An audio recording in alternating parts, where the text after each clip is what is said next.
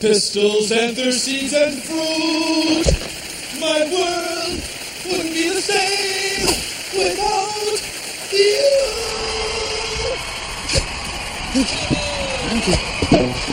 Thank you. Oh, they're all so lovely. They're all flowers. Bill Nye the Science Guy. Bill Nye the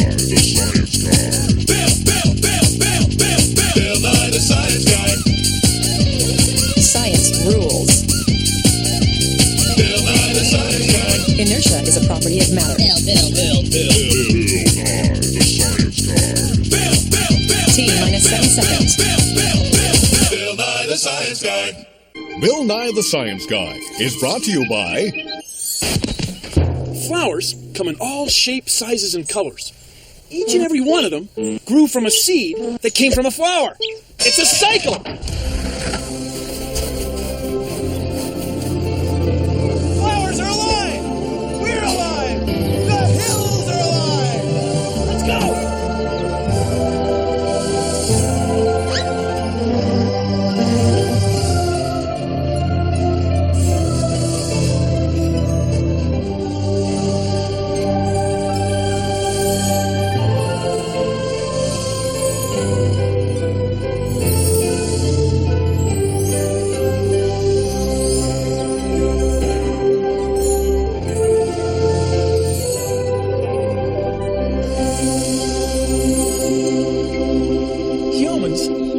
Flowers, because we need to eat. Most of what we eat comes from flowers or things that eat flowers. For us, flowers are fascinating. Take a look at this. It's our big plastic flower model of science. Now, flowers are like people. There's boys and girls, but flowers aren't like people in that some flowers are boys and girls at the same time. In the world of flowers, we say male and female. Now, the male parts of the flower are right here. They're called stamen. And inside the stamen is where flowers grow the tiny grains of pollen. And the female part of the flower is called the pistil. It's right here. And inside the pistil is where flowers grow tiny eggs. They're just like chicken eggs. No kidding. So here's the idea. When pollen hooks up with eggs from the same type of flower, the eggs can grow into seeds that make new plants. Now, plants can't move around. They can't travel. So flowers always need a way to get their pollen to mix with their eggs. And they get a lot of help from birds, the bees, the wind, and animals. That way the pollen can move from one flower to another place where flowers of the same kind are growing. So flowers make seeds, and they're good at it.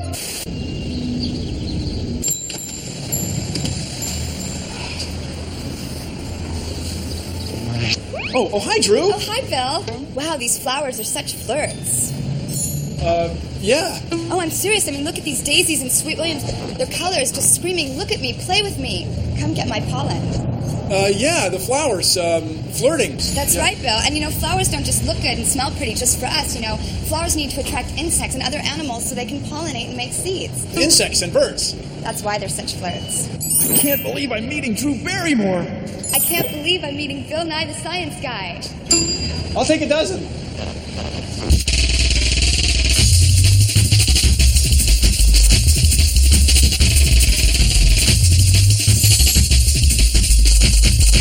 Science! Oh, flowers, you're so pretty.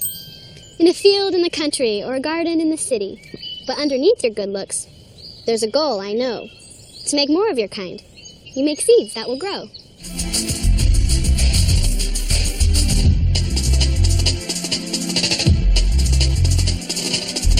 Pollen dissemination systems. The birds and the bees. Airports are where airplanes land. Flowers are where insects land. Airports have markers and lights to guide us in for a landing. Flowers have landing markings too. You can see them.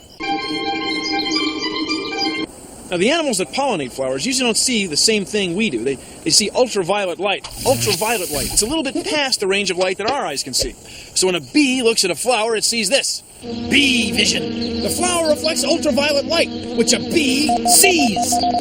Anyway, you can see that the markings on the flower point right to the nectar. So, as a bee goes from flower to flower, it carries a little pollen with it. And pretty soon you've got pollinated flowers. And that makes seeds, and that makes more flowers. Go bees! Go bees! Go bees! Go bees! Go bees! Go bees! Go bees! Go! Go! It's Pollen Connection with your host, Chuck Willoughby. Hey, welcome back, everyone. Wow, so tell us about your little get-together with the Snapdragon, Phoebe. Let me just say, I had no problem finding the place. His petals were like neon signs, Chuck. When I got there, I headed straight for his nectar. You've been one busy little bee.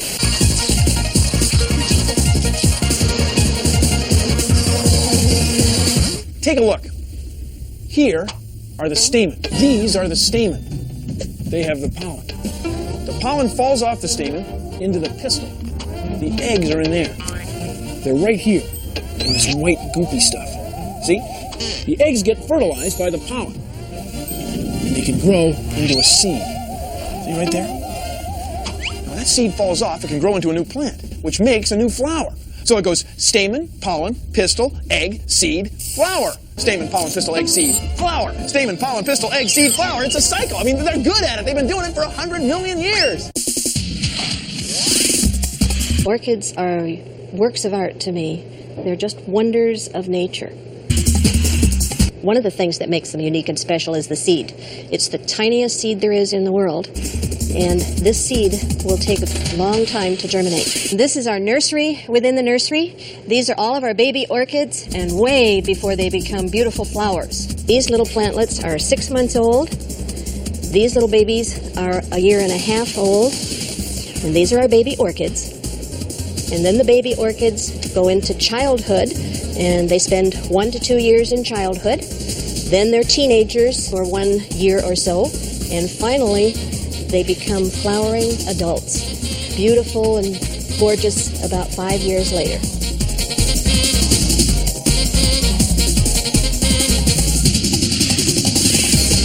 After a flower produces seeds, it's as though it says to the seeds, "Get out of here! Leave! Skedaddle! Vamoose! Get out of town! Hasta la vista, seedy!" That's because the more spread out seeds get, the better chance they have of growing into new flowers. The better chance they have of getting enough sunlight. Enough water. And enough nutrients from the soil. It's all part of what we call seed dispersal. Seed dispersal. So let's say that I'm a flower. And I make seeds. And these seeds have little hooks on them, like Velcro.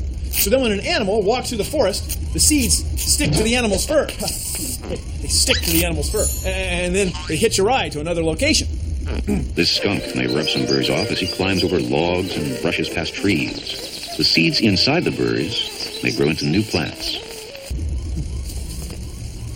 And anyway, not all seeds get around like that. Some seeds get around in the ocean. Coconuts can float. And then when the wind blows, they can go from one island to another. A new coconut palm tree may grow where this seed has washed ashore. Isn't that wild? Bill? Up here, Bill. Take a look at these. Cool. The seeds of the maple tree are inside pods shaped like helicopter blades. When wind blows the seeds of the trees, the pods whirl through the air and away from the plants on which they grew. You want to stop. Stop. And smell the flowers.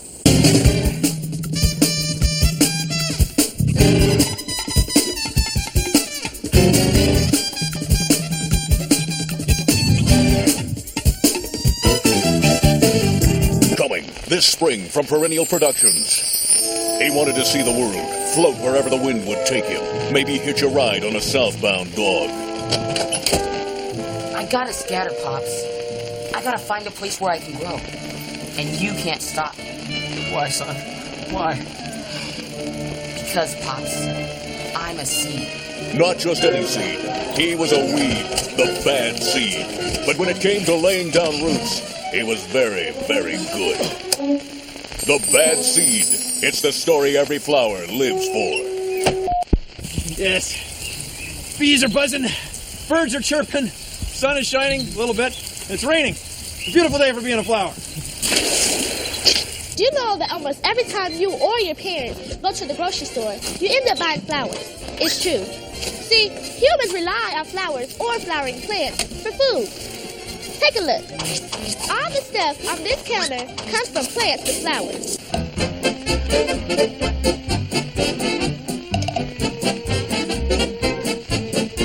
Fruits!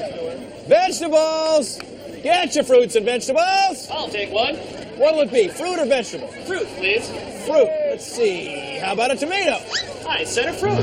No. A tomato is a fruit. See, it comes from a flower, has a fleshy texture, and there's seeds inside. That's a good-looking fruit. Anyone else? Vegetable, please. Vegetable. How about a potato?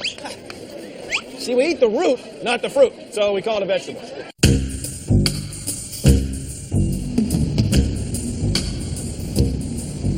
In my line of work, you deal with plenty of nuts. Sure, all my clients are seedy, but every now and then a grade A fruit comes along. My name is Luna Van Dyke. It's a Dutch name that means produce. Take the case of Miss Tomita Burpee. She worked down at the local grocery store. People kept asking her, was a tomato a fruit or a vegetable? Come on, let's find out. The produce department was sure it was a vegetable because it came from a vine that had to be replanted every year. But it had a heart full of seeds, which had some people calling her fruity.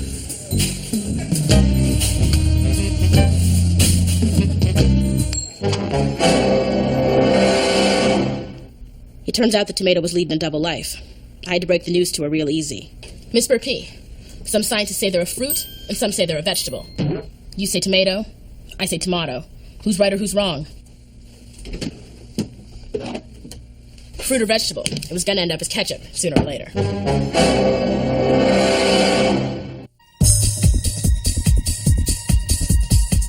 Edible flowers are so good. There are over 50 varieties. And they add a lot of zing to your salads and your great mixtures of greens.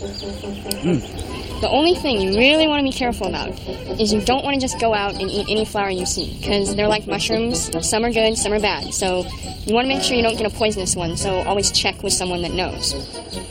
This is the flower of the bronze fennel, which tastes exactly like black licorice candy. These are the nasturtium flowers. It's hot. These are my favorite edible flowers. They're called arugulas, and they have a very distinct nutty taste. These are garlic flowers. You can either cook them or roast them or eat them raw. They're good in a stir fry or in a salad, and either way, they're definitely going to wake up your taste buds.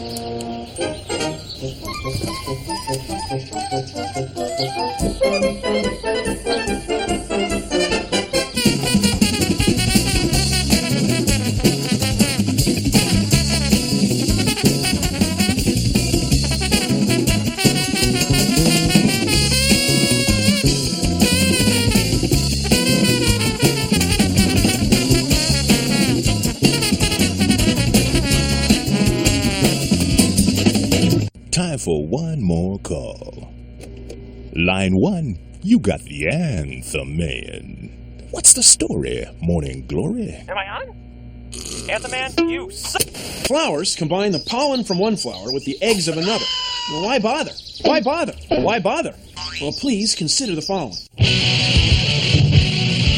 When things mix, they change. Let's say this flask of red liquid is like the egg of a flower, and these drops of blue liquid are like pollen. See, the color changes. See, pollen. See? It's not red or blue. No, now it's purple, like these flowers.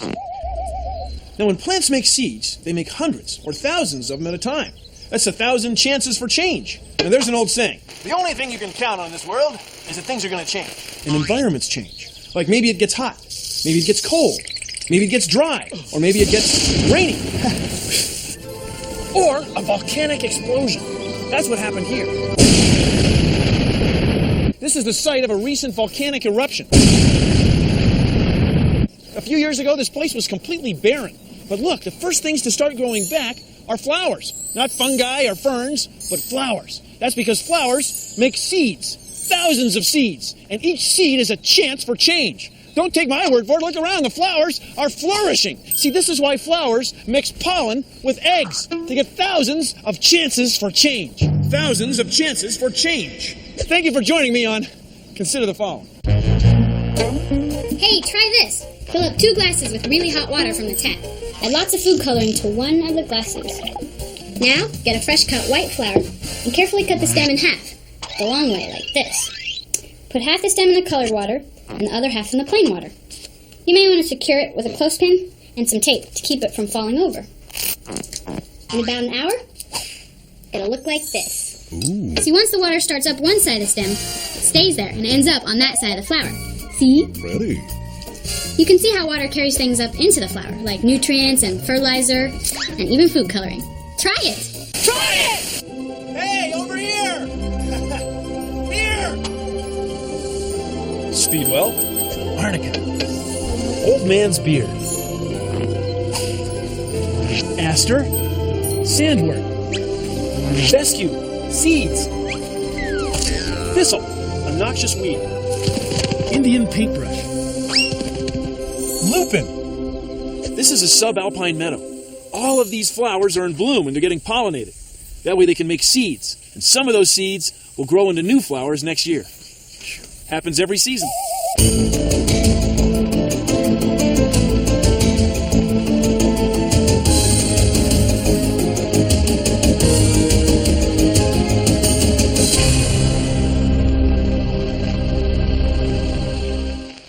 See the seeds floating on the wind?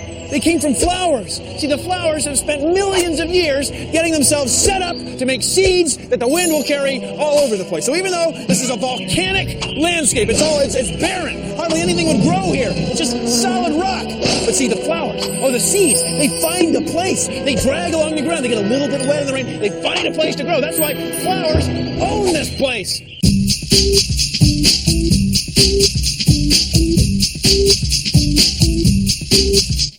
Look at all these flowers, must be 250,000 different kinds. Blows my mind, yeah. If you're not a coward, we'll learn just how they pollinate. Statement here, pistol there, hey, yeah. I wanna be where the flowers bloom, and you are perennials. That's why I love it when it's May or June. So many colors. Just one time, I want to see how a flower can make these seeds. Pollen to the stigma, sweet sensation, just a thing that we call pollination. I wanna be where the flowers bloom, and you are perennials. That's why I love it when it's May or June. So many colors.